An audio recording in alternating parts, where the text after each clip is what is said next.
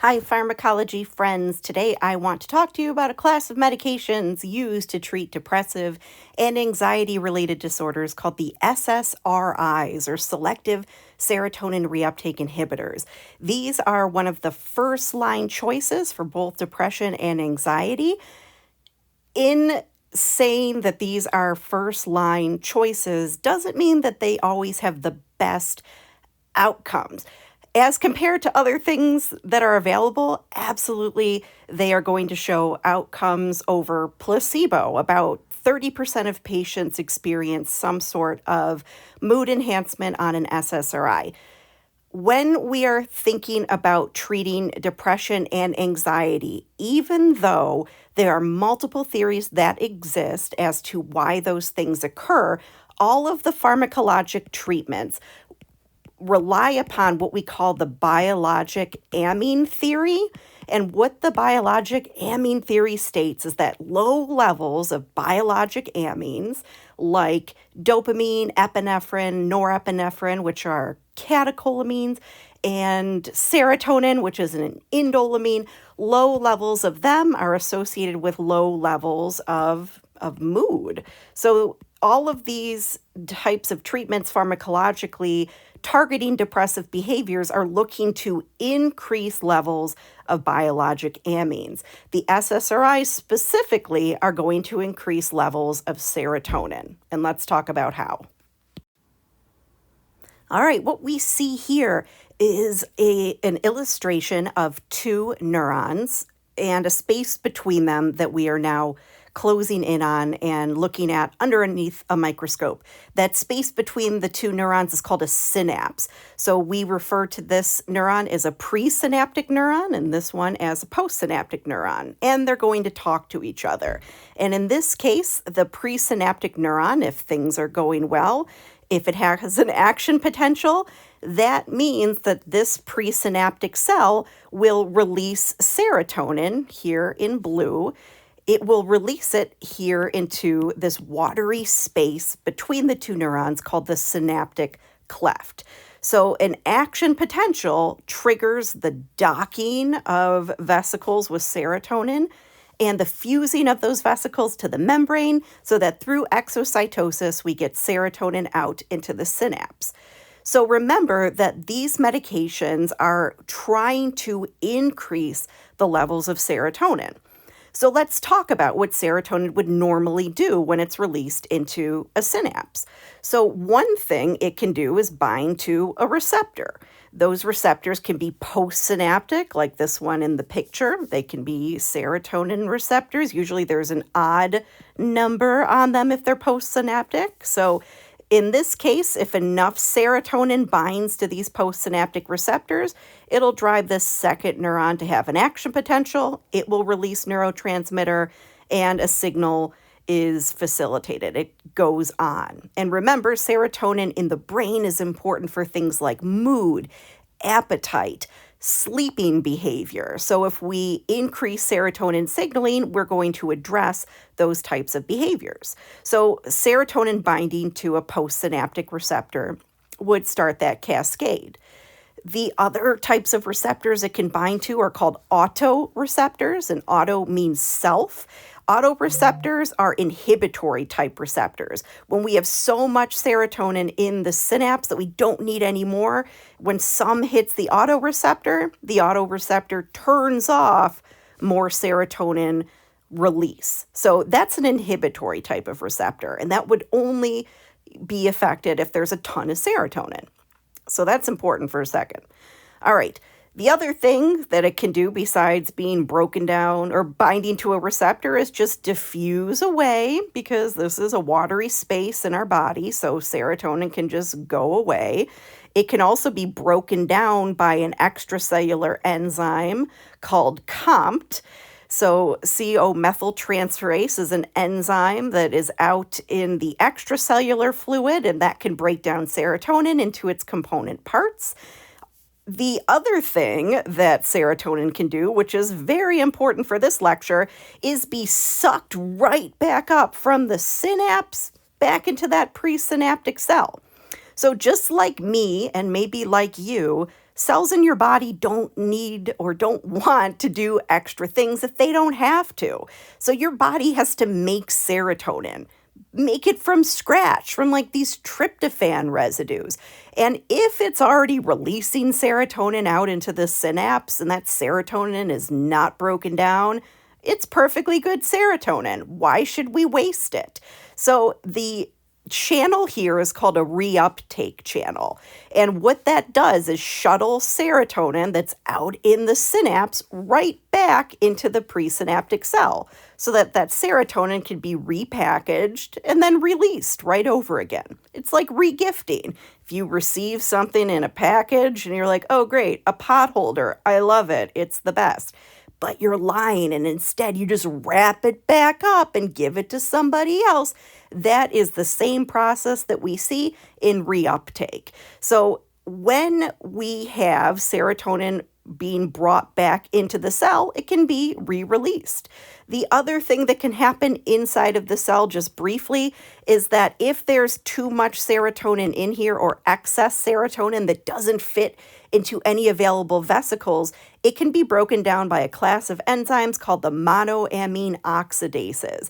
So MAO, monoamine oxidase, it's an intracellular receptor or enzyme that breaks down serotonin into its component parts. So there's other classes of medications that might inhibit these enzymes. For this class of medication, very simple, straightforward mechanism of action. Selective serotonin reuptake inhibitors inhibit activity of the reuptake channel. If we don't have serotonin sucked back up into the cell to be re-released, it can stay out here in the synapse and start to flood it. The more serotonin we have in the synapse, the more likely it is to bind to receptors and have binding interactions. The more binding interactions there are, the higher a likelihood of an action potential. So blocking that reuptake transporter is going to increase serotonin in the cleft, increase serotonin binding, increasing serotonin activity. So we're increasing that biologic amine and hopefully correcting the behaviors that we are looking to fix. All right, so now let's talk about what SSRIs do in the body, so their pharmacokinetic properties. So these medications are taken per os, PO, which is Latin for by mouth. So these are oral medications, and their pharmacokinetic properties are what we call consistent with daily use. So taking a pill once a day, most of these medications have a half-life so that they last about a day. So as you swallow a pill, it takes a couple of seconds to go down your esophagus, and eventually after those couple of seconds, it's going to hit the stomach. If there's no food in the stomach, that pill is broken down. Nothing in this class of medications will be absorbed into the bloodstream through the stomach. Instead, it has to empty into the small intestines where it will be absorbed into the bloodstream. So if there is no food in the stomach, it takes about an hour for things to move from the stomach to the intestines. If there is food in the stomach, it takes sometimes 1 to 3 hours to move into the intestines. So once we go from the stomach into the intestines, the drug can then be absorbed into the bloodstream and go all over the place in the periphery, and then eventually it's going to get to the brain. So when a drug is distributed, we would say it is an equal concentration in all parts of the body. Do not forget, though, that serotonin is also very active in the periphery. We'll get to that on the next slide. So once we swallow the pill and it's broken down in the stomach, it's absorbed through the intestines, it's going to reach a certain plasma level, and then the body is going to start getting ready to kick it out, right? Because we love homeostasis. And the liver is going to be what transforms that SSRI into a form that's excretable, right? That we can urinate or poop out. And those byproducts of breaking down the drug, those are called your metabolites. Metabolites can be inert, meaning they have no activity, Or they can be active, meaning a portion of the drug that is broken down is also active. And when you look at this graph over here, this table, when there's a number in parentheses, that's also referring to an active metabolite. So some of these medications have an active component of breakdown, some of them don't. Whenever you see an active metabolite in pharmacology, it means that the length of that drug activity is prolonged. So the drug lasts longer. Okay, so just going through this table of SSRIs, we see several drugs that are listed here. Citalopram is a medication that is available in two different isomers, the RS and then just the S. The RS is sold as Celexa, and the S, which is sometimes called S-citalopram, which is ES, that's sold as Lexapro. And those two drugs, because of just one isomer difference, their half-life is, again, consistent with daily administration, but the difference between Lexapro and Celexa, CP here, is plasma concentration. So Celexa is about twice the dose or twice the potency of what you would see with Lexapro, but they're both broken down by the same liver enzymes. Fluoxetine, that's your old school buddy Prozac, the first thing to really hit the market. That's what we call our prototypical drug. So just like you have a prototype of something that you take on Shark Tank, we have prototypical drugs. It's things that we base other medications on. So fluoxetine is sold as Prozac, and Prozac lasts pretty long because it has an active metabolite.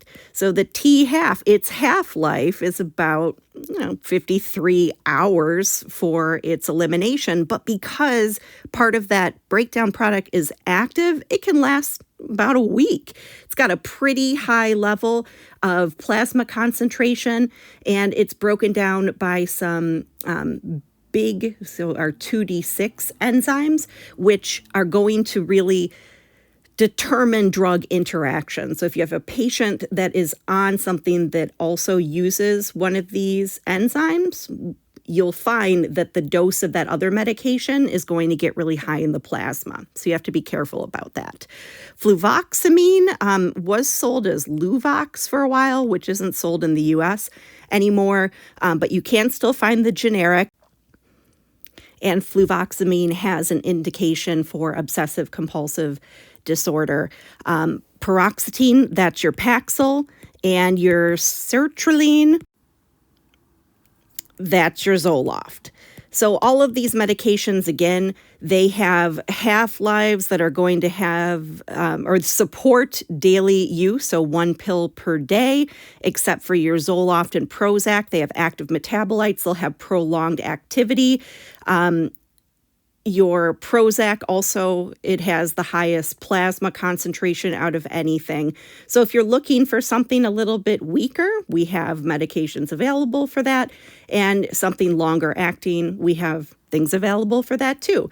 Again, when you're looking at what enzymes break down a drug, we want to be sure that we're not giving medications that use the same enzymes, right? Because when your liver has to break down something, it can only break down one thing at a time.